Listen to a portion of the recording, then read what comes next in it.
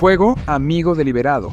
La guerra se trata de eliminar al enemigo antes de que él tenga la oportunidad de eliminarte a ti.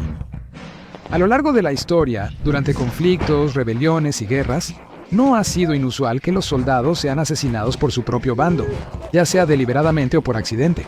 El fuego amigo, o fratricidio, se refiere a los daños accidentales causados por las tropas aliadas a sus propias instalaciones, aeronaves o personal.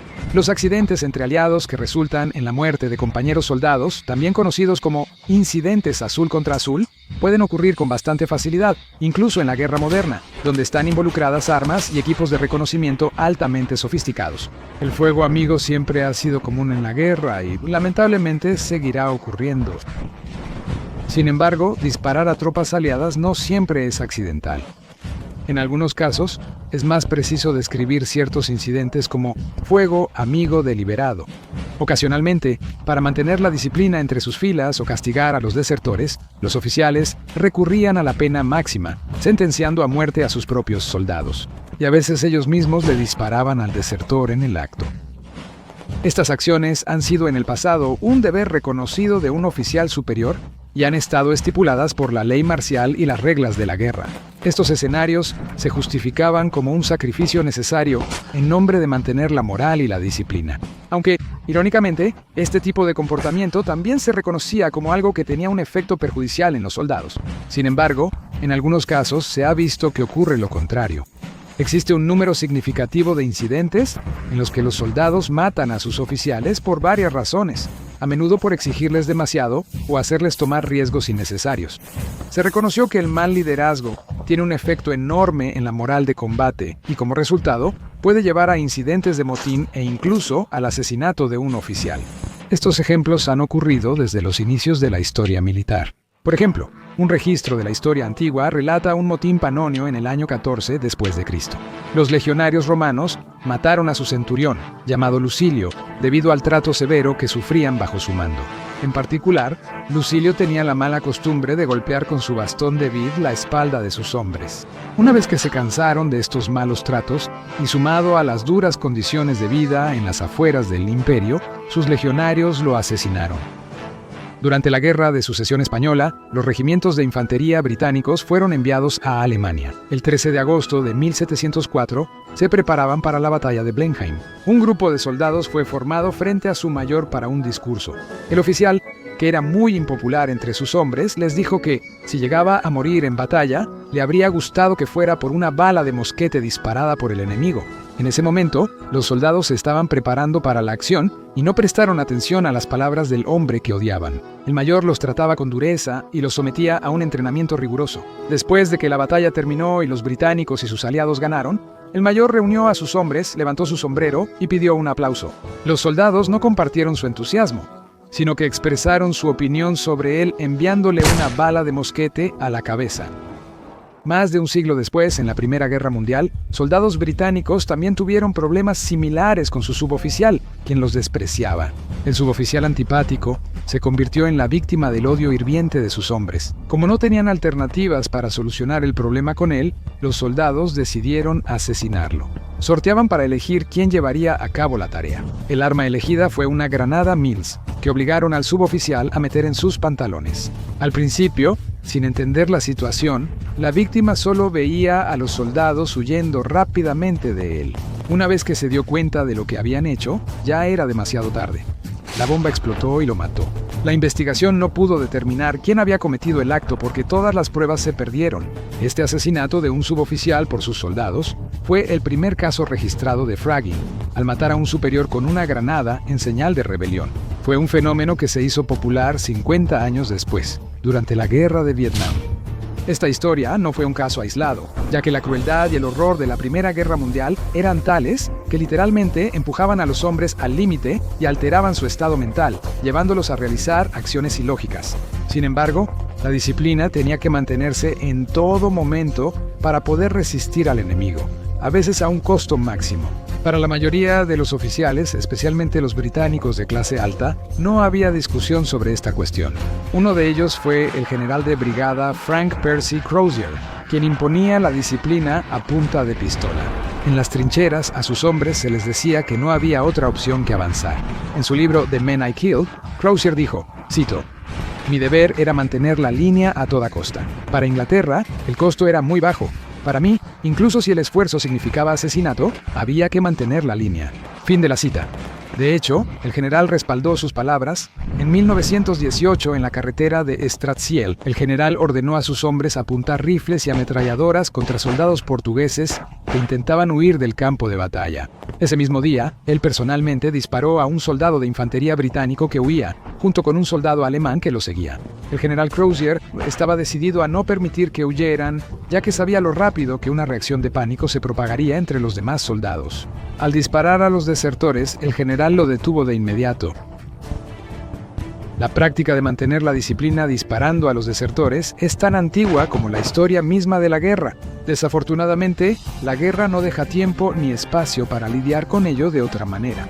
A veces, el resultado de una batalla o guerra depende de la determinación de la unidad para mantener la línea. Un buen ejemplo de esto fue la batalla de Stalingrado, en 1942.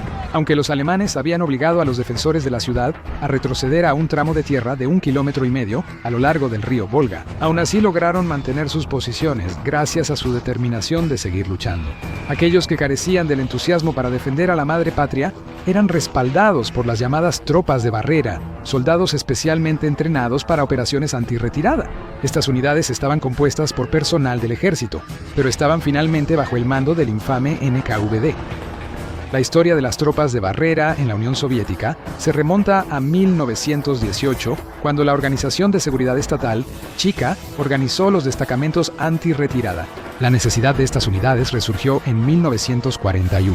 Los alemanes avanzaban por la Unión Soviética, cuyas unidades se desintegraban en masa. Para evitar el colapso de las fuerzas soviéticas, el Departamento de Contrainteligencia Militar del Ejército Soviético creó fuerzas móviles de barrera para atrapar desertores y evitar retiradas no autorizadas del frente. Al año siguiente, tras la ofensiva alemana al Cáucaso, Stalin emitió la famosa Directiva número 227, ordenando, cito, «Ni un paso atrás. Cumplir la orden militar era una cuestión de honor. Para todos los que vacilen, muerte en el acto. No hay lugar para cobardes entre nosotros». Fin de la cita. En el campo de batalla, todo se organizaba fácilmente. Las tropas de barrera se colocaban tras las fuerzas avanzadas para buscar soldados que evitaban el combate o huían del campo de batalla. Cuando atrapaban a estos hombres, eran arrestados y sentenciados a muerte o enviados a servir en batallones penales. Muy a menudo, las tropas de barrera ejecutaban al desertor en el acto. Se estima que alrededor de 13.500 hombres fueron fusilados durante la batalla de Stalingrado bajo acusaciones de deserción y cobardía. La paradoja era que los soviéticos no necesitaban tales unidades. Los hombres del Ejército Rojo defendieron con vigor su país de los invasores alemanes. No había necesidad de que nadie los obligara a entrar en batalla, y mucho menos de impedir que huyeran. Desde octubre de 1942, las tropas de barrera se retiraron gradualmente y el 29 de octubre de 1944, la unidad fue disuelta oficialmente. Es fundamental mantener alto el espíritu de combate en el ejército. El problema es que las circunstancias que afectan la moral de los soldados a menudo van más allá del control de los comandantes en el campo.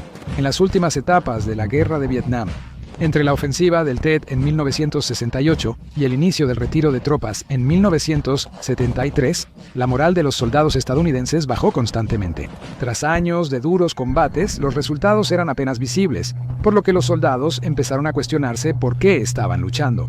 En 1969, al iniciar la retirada gradual de tropas estadounidenses, los hombres estaban menos dispuestos a arriesgar sus vidas en una guerra que acababa, por lo que se negaron a obedecer órdenes. El aumento en el consumo de drogas entre los soldados también contribuyó a la disminución general de la moral.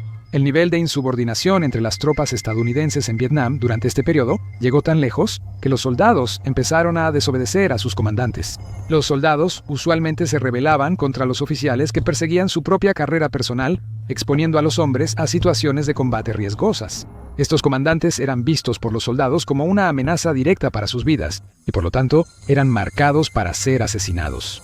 Los soldados que planeaban la eliminación de sus oficiales tenían suficiente experiencia para saber que un asesinato cometido con un arma de fuego revelaría rápidamente al autor. Por eso usaban granadas de fragmentación, que no dejaban rastro tras la explosión, y el término fragging se empleaba para estos asesinatos. Una de estas granadas fue el arma elegida por el soldado Gary A. Hendricks, quien mató al sargento Richard L. Tate al lanzarla a su búnker por la rejilla de ventilación.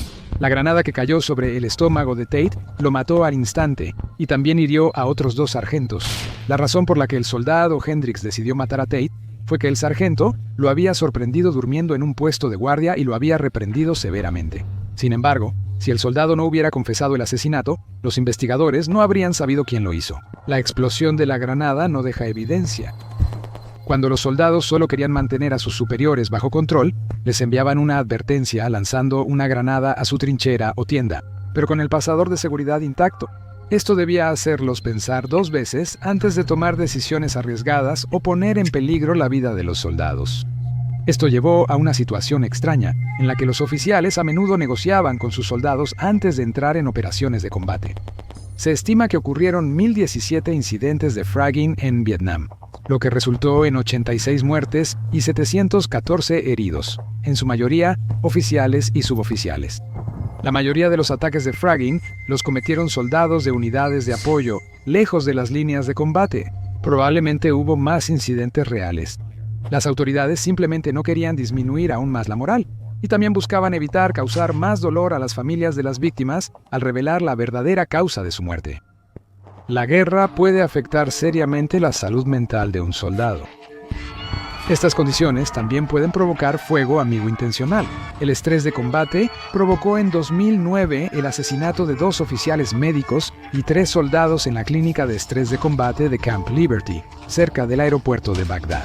El sargento John Russell, el asesino, sufría de estrés postraumático, tenía tendencias suicidas y quería una baja anticipada.